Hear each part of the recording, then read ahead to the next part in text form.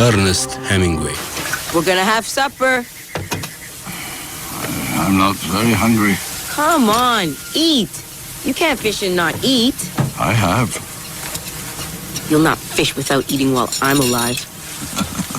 Then live a long time. And take care of yourself.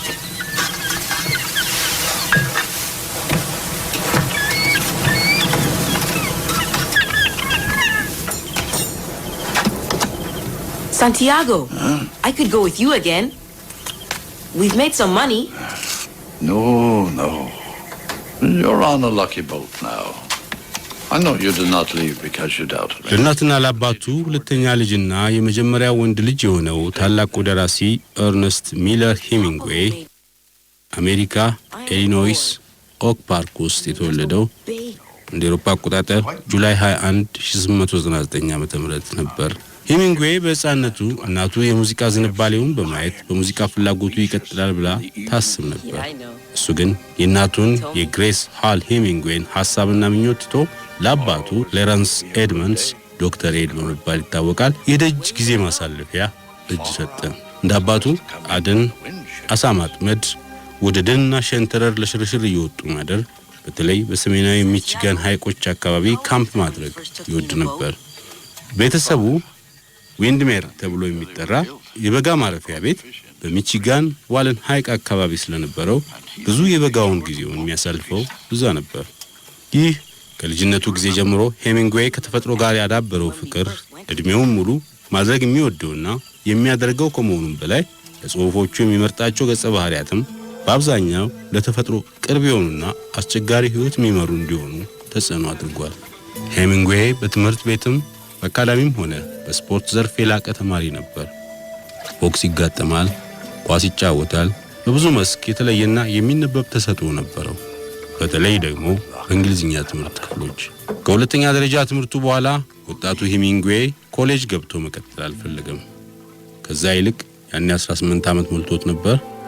ካንሳስ ሲቲ ስታር ለሚሰኝ ጋዜጣ ጀማሪ ሪፖርተር በመሆን የጽሑፍ ህይወት መሰላሉን ጀመረ። ጥቂት ወራት እንደሰራ በጊዜው ተነስቶ በነበረው የአንደኛ ዓለም ጦርነት ዩናይትድ ስቴትስ ስለተቀላቀለች ይህን ስራ አቋርጦ ሰራዊቱን ለመቀላቀል ሞከረ። ሰራዊቱን ተቀላቅሎ ጦር ሜዳ ለመዋል የጓጓው ሄሚንግዌይ በጤና ምርመራ ሳቢያ አልተሳካለትም። ቢሆንም ጦርነቱ ሊያበቃ አካባቢ በ1918 የቀይ መስቀል አባል ለመሆን ችሎ በፈቃደኝነት አገልግሎት ጦርነቱን ተቀላቅሏል። ወደ ኢጣሊያ ግንባር በሚጓዝበት ጊዜ ፓሪስ አርፎ ነበር። ያን ጊዜ ፓሪስ በጀርመኖች በተደጋጋሚ የምትደበደብበት ወቅት ነበር። ሄሚንግዌይ በዛን ጊዜ ባረፈበት ሆቴል አጠገብ በሚገኝ መደበቂያ ቦታ ከመቆየት ይልቅ በተቻለ መጠን ውጊያው ወደ ተፋፋመበት ተጠግቶ ለመቆየት ይሞክር ነበር ይባላል። በዛው ዓመት 1918 ጁላይ ወር ነፍሱ የፈለገችውን አገኘችን በሊሆን በሞርታር ጥይት ፍንጥርጣሪ ተመቶ ቆሰለ።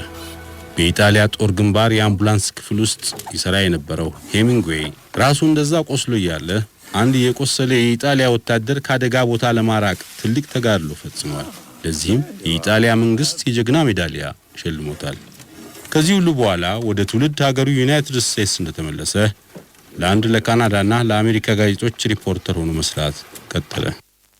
ወዲያው በዚሁ ስራው የግሪክን አብዮት በስፍራ ሆኖ እንዲዘግብ ወደ አውሮፓ ተላከ። ኤርነስት ሚለር ሄሚንግዌይ የውጭ ሀገር የጋዜጣ ሪፖርተር በመሆን ከመጀመሪያ ባለቤቱ ካርሊ ሪቻርድሰን ጋር በፓሪስ መኖር ጀመረ። የአውሮፓ አቆጣጠር 1920 እዚያም ለሙያው መንገድ መሪ ከሆነውና ፓሪስ ከሚገኘው ዘ ሎስት ጄኔሬሽን ተብሎ ወደሚጠራው የፈረንሳይ የአሜሪካን ዲያስፖራዎች ማህበር እንዲገባ የመራውን ገርትሩድ ስቴን የተባለውን ደራሲ ተዋወቀ። ስለዚህ ማህበር ሄሚንግዌይ The Sun Also Rises በሰኘ በ1926 በጻፈው በመጀመሪያው ትልቅ ስራ ውስጥ ገልጾታል። ባለቤቱ ሃድሌ በ1923 እንዳረገዘች ሄሚንግዌይ ፓሪስን ለቆ ወደ ካናዳ ቶሮንቶ ተዛወረ። እዛም ቶሮንቶ ዴይሊ ስታር ለተባለ ጋዜጣ እየሰራ ሕፃን ልጁ እስኪወለድ ይጠብቅ ያዘ። ከዚያ በኋላ ሄሚንግዌይ በስነ ጽሑፍ ዓለም ስሙን በማይጠፋ ቀለም ለመጻፍ ወስኖ ቤተሰቡን ይዞ ወደ ፓሪስ ተመለሰ። እንደ ውሳኔው በተለይ ከ1925 እስከ 1929 ባሉት 4 ዓመታት ውስጥ የ20ኛው ክፍለ ዘመን ታላላቅ የሥነ ጽሑፍ ትሩፋቶች የሆኑትን ሥራዎችን አከታትሎ ጻፈ። በዚሁ ዘመን ከጻፋቸው ሥራዎቹ መካከል የአጭር ልቦለድ ሥነ ጽሑፍ ታሪክ ምዕራፍ የገለጠውን ኢን አወር ታይም የተሰኘ የአጭር ልቦለድ መድብል በ1925፣ ዘ ሰን ኦልሶ ራይዝስ በ1926፣ ሜን ዊዛውት ዊሜን በ1927፣ ኤ ፌርዌል ቱ አርምስ በ1929 የተሰኙ ልቦለዶች ይገኙበታል። በእነዚህ አጭር 4 ዓመታት ሄሚንግዌይ ከአንድ ከማይታወቅ የጋዜጣ ሪፖርተርነት ወደ የክፍለ ዘመኑ ዝና ሙሉ ተነባቢና ታላቅ ደራሲነት ተቀየረ። የሥነ ጽሑፍ አድባር ቀርባው የጽሑፍ ሀጃው ቀንቶለት ዝናው ደምቆ ቢነበብም የትዳር ሕይወቱ አነቀሰበት። በዚሁ ዘመን ነበር በ1927 ከመጀመሪያ ባለቤቱ ከሃርሌ ሪቻርድሰን ጋር ተፋቶ የፋሽን ሪፖርተር ከሆነችው ከፓውሊን ጋር ተጋባው። በአመቱ አዲሷን ባለቤቱን ይዞ አዲስ ሕይወት ለመጀመር ወደ ፍሎሪዳ ተዛወረ። ይሁንና የሄሚንግዌይ ሕይወት ሌላ ትራጀዲ ያጠላበት። ብዙም ሳይቆይ ነበር አባቱ በገዛ እጁ ሕይወቱን ያጠፋው።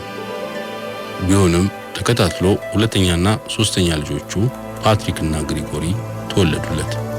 በ1937 እንደ አውሮፓ አቆጣጠር ኖርዝ አሜሪካን ኒውስፔፐር አሊያንስ ቀጥሮት የስፓኒሽን የእርስ በርስ ጦርነት ሁኔታ ሪፖርት ለማድረግ ወደ ስፔን ተጓዘ። ይህ የስፔን የእርስ በርስ ጦርነት የትዳር ሕይወቱንም የጦር አውድማ አደረገበት። ባለቤቱ እጅግ የተመሰጠች የካቶሊክ አማኝ ነበረች። በጦርነቱ ጊዜ ካቶሊካዊ መንግስት የነበረው የፋሺስቱ የፍራንኮ መንግስት ደጋፊ ነበረች። እሱ ደግሞ ቀልቡ የሚያደላው ለሪፐብሊክስ መንግስታውያኑ ነበር። በስፔን የእርስ በርስ ጦርነት ጊዜ እቤቱም ከባለቤቱ ጋር እየተፋለመ ቆይቶ ፋሺስቶ ፍራንኮ የስፔንን አስተዳደር ሙሉ በሙሉ ሲቆጣጠር ወደ ፍሎሪዳ ይመለሱና ከፓውሊንም ጋር ይፋታሉ። ስፔን በቆየበት 4 ዓመታት ጊዜ ጓደኛ የነበረችውን ማርታ ጌልሆርን የተባለች ሴት ሶስተኛ ሚስቱ አደረገ። በ1940 ፎር ሁም ዘ ቤል ቶልስ የተሰኘውንና የስፔን የእርስ በርስ ጦርነትና የሱ የራሱን የስፔን ሪፖርተርነት ልምድ የሚያሳይ እጅግ ብዙ እውነተኛ ታሪኮች ያሉበት ልብ ወለዱን አሳተመ። የሁለተኛው ዓለም ጦርነት ሲነሳ ሄሚንግዌይ ፓሪስ ውስጥ ለአርበኞች እንቅስቃሴ ይሰራ ነበር። ከጦርነቱ በኋላ ወደ ኩባ ሄደ። እዛም የፊደል ካስትሮ የኮሙኒስት አብዮት ስልጣን ሲይዝም ሄሚንግዌይ እዛው ኩባ ነበር። ትልቁ የሥነ ጽሑፍ ሥራ የሆነውን በአማርኛ በመተርጎሙ ብዙዎቻችን የምናውቀውን ዘ ኦልድ ማን ኢን ዘ ሲ ሽማግሌውና ባህሩ የተሰኘውን ድርሰቱን የጻፈው ኩባ እያለ ነው። በዚህ ሥራው ሄሚንግዌይ በ1953 የፑሊትዘር ፕራይዝ ተሸልሞበታል። በአመቱ ደግሞ በአጠቃላይ በሥነ ጽሑፍ ዓለም በጸሐፊነቱ ያበረከተው ከፍተኛ አስተዋጽኦና የጸሐፊነቱን ደረጃ ክብር የሰጠውን የኖቤል ፕራይዝ በ1954 ተሸለመ። የሚያሳዝነው ነገር ሄሚንግዌይ በመጨረሻ ሕይወቱ ባይፖላር ዲስኦርደር ብለው ባለሙያዎች በሚጠሩት ከአእምሮ ድብታ ጋር በተያያዘ ህመም ይሰቃይ ጀመር። ይህንንም ለማከም በየጊዜው የኤሌክትሪክ ሾክ ሕክምና ይሰጠው ነበር።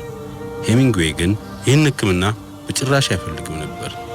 እንደ አውሮፓ አቆጣጠር በ1961 ዓ.ም አንድ የሞክሮ ባይሳካለትም ከጥቂት ወራት በኋላ ተሳክቶለት ከአባቱ እንዳደረገው እሱም የራሱን ሕይወት በገዛ እጁ አጠፋ። ሄሚንግዌይ የራሱን ሲያጠፋ እድሜው 61 ዓመቱ ነበር።